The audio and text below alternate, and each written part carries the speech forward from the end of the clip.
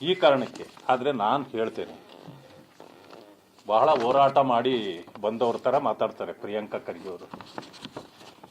ಮೊನ್ನೆ ಪ್ರಿಯಾಂಕಾ ಖರ್ಗೆ ಅವರು ಎಲ್ಲೆಲ್ಲಿ ಹೋರಾಟ ಮಾಡಿದ್ರಿ ಹೇಳಿ ನೋಡೋಣ. ನೀವು ಯಾವ್ಯಾವ ಊರಲ್ಲಿ ಹೋರಾಟ ಮಾಡಿದ್ದೀರಿ ಅಂತ ಹೇಳಿ ಸ್ವಾಮಿ, ಸ್ವಲ್ಪ ನೋಡೋಣ. ನಾವು ಇಡೀ ಜೀವನ ಹೋರಾಟವೇ ನಮ್ಮ ಜೀವನ, ನಾವು ಮಾಡ್ಕೊಂಡು ಬಂದಿರೋದು. ಅದಕ್ಕೆ ನನ್ನ ಹೆಸರು ಛಲವಾದಿ. ನಾನು ಎಷ್ಟೋ ಸಾರಿ ಹೇಳಿದ್ದೀನಿ, ನನ್ನನ್ನು ಕೆಣಕಬೇಡಿ, ನಾನು ಹೇಳಿ ಕೇಳಿ ಛಲವಾದಿ ಇದ್ದೀನಿ. ನಾನು ಕೆಣಕಿದ್ರೆ ಸುಮ್ಮನೆ ಬಿಡಲ್ಲ, ಕುಣಕ್ತೀನಿ ಅಂತ ಹೇಳಿದ್ದೀನಿ. ನಾನು ಮತ್ತೊಮ್ಮೆ ಅದನ್ನೇ ಹೇಳ್ತೀನಿ. ಎಲ್ಲೆಲ್ಲಿ ಹೋರಾಟ ಮಾಡಿದ್ದೀರಿ ಹೇಳಿ. ನಾನು ವೈಯಕ್ತಿಕ ವಿಚಾರಕ್ಕೆ ಬರಬಾರದು ಅಂತೇಳಿ ಬಹಳ ತಡ್ಕೊಂಡಿದ್ದೇನೆ. ನೀವು ನನ್ನನ್ನು ಮತ್ತೆ ಕೆಣಕಿ ನೀವು ಎಳೀತಾ ಇದ್ದೀರಿ.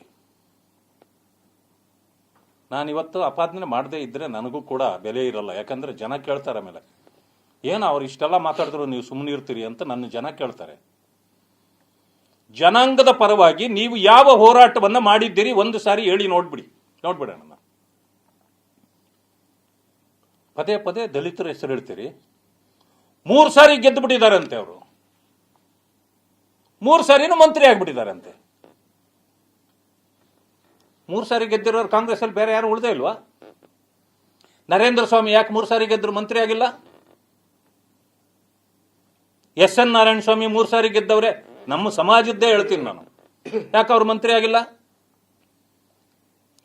ಪ್ರಸಾದ್ ಅಬ್ಬಯ್ಯ 3 ಸಾರಿ ಗೆದ್ದವ್ರೆ, ಅವ್ರು ಯಾಕೆ ಮಂತ್ರಿ ಆಗಿಲ್ಲ? ಧರ್ಮ್ ಸಿಂಗ್ ಅವರು ಸ್ವರ್ಗಸ್ಥರಾಗಿದ್ದಾರೆ, ಅವರು ನಮ್ಮ ಜೊತೆಯಲ್ಲಿಲ್ಲ. ಮಾನ್ಯ ಖರ್ಗೆಜಿಯವರು ಅವರು ಬಹಳ ದೊಡ್ಡ ಗೆಳೆಯರು. ಅಜಯ್ ಸಿಂಗ್ ಅವರು 3 ಸಾರಿ ಗೆದ್ದವ್ರು, ಯಾಕೆ ಅವ್ರು ಮಂತ್ರಿ ಆಗಿಲ್ಲ? ನೀವು ಮಾತ್ರ ಯಾಕಾಗಿದ್ದೀರಿ? ಇವರೆಲ್ಲರ ಸಮಾಧಿ ಕಟ್ಟಿ ನೀವು ಆಗಿರೋದಲ್ವಾ? ದಲಿತರ ಹೆಸರು ಹೇಳ್ಕೊಂಡು ದಲಿತರ ಸಾಮ್ರಾಜ್ಯ, ದಲಿತರ ಸಮಾಧಿಯ ಮೇಲೆ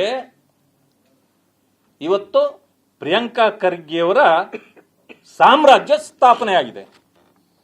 ನಿಮ್ಮದು ಸಮಾಜಕ್ಕೆ 3 ಕಾಸಿನ ಕೊಡುಗೆ ಇಲ್ಲ. ಎಲ್ಲಿ ಬೇಕಾದರೂ ಹೇಳ್ತೇನೆ ನಾನು ಬಂದು. ದಲಿತ ಸಮುದಾಯವನ್ನ ನೀವು ನಿಮ್ಮ ಸ್ವಾರ್ಥಕ್ಕೆ ಬಳಸ್ಕೊಂಡಿದ್ದೀರಿ.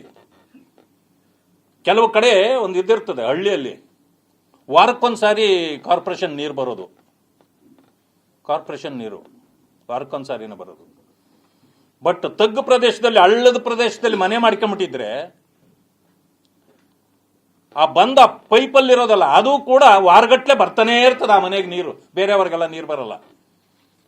ಹಂಗೆ ಪ್ರಿಯಾಂಕಾ ಅವರು ತಗ್ಗು ಪ್ರದೇಶದಲ್ಲಿ ಮನೆ ಮಾಡ್ಕೊಂಡಿದ್ದಾರೆ.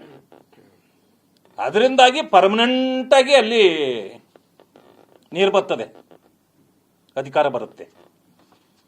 ಆದ್ರಿಂದ ದಲಿತರು ನಿಮ್ಮ ಹೆಸರಿನಲ್ಲಿ ಯಾರೂ ಬದುಕಲ್ಲ. ನಾನು ಹೇಳಿ ಇವತ್ತು ಕೂಡ ನಾನು ಹೇಳ್ತೇನೆ, ಕಲ್ಯಾಣ ಕರ್ನಾಟಕದಲ್ಲಿ ಇನ್ನೊಬ್ಬರ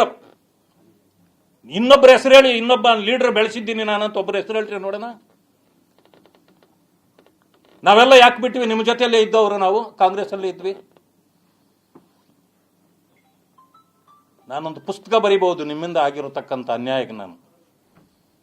ಬಟ್ ನಾನು ಸ್ವಂತ ವಿಷಯಕ್ಕೆ ಹೋಗಬಾರ್ದು ಅನ್ನೋ ಕಾರಣಕ್ಕೆ ಸುಮ್ಮನಿದ್ದೇನೆ. ಬೇಕಾದಷ್ಟು ವಿಷಯಗಳು ನನಗೆ ಗೊತ್ತಿದೆ, ಸುಮ್ಮನಿದ್ದೇನೆ.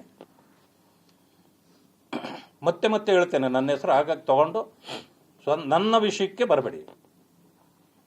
ಆರ್ ರುದ್ರಯ್ಯ ನಿಮಗೆ ತೊಳೆಯೋದು ಎಲ್ಲ ತೊಳೆದ್ರಲ್ಲ ಅವರು. ಎಲ್ಲ ತೊಳಸ್ಕೊಂಡ್ರಿ, ನನ್ನ ಕೈಯಲ್ಲಿ ತೊಳಸ್ಕೊಂಡ್ರಿ, ಎಲ್ಲ ಮಾಡಿದ್ರಿ. ಬಟ್ ನಿಮ್ಮ ಜೊತೆಯಲ್ಲಿ ನಾವೆಲ್ಲ ಯಾಕಿಲ್ಲ? ರುದ್ರಯ್ಯ ಒಂದೇ ಸರಿಗೆ ಓಡ್ ಬಂದ್ಬಿಟ್ರಲ್ಲ ಆಚೆಗೆ.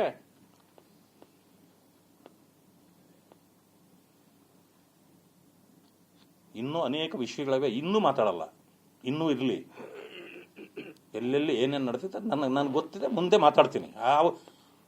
ನಿಮ್ಗೆ ಅವಶ್ಯಕತೆ ಇದ್ರೆ, ನಾನು ಮಾತಾಡಬೇಕು ಅನ್ನೋ ಅವಶ್ಯಕತೆ ಇದ್ರೆ ಮತ್ತೊಂದು ಸಾರಿ ಮಾತಾಡ್ರಿ, ನಾನು ಅವತ್ತು ಹೇಳ್ತೇನೆ.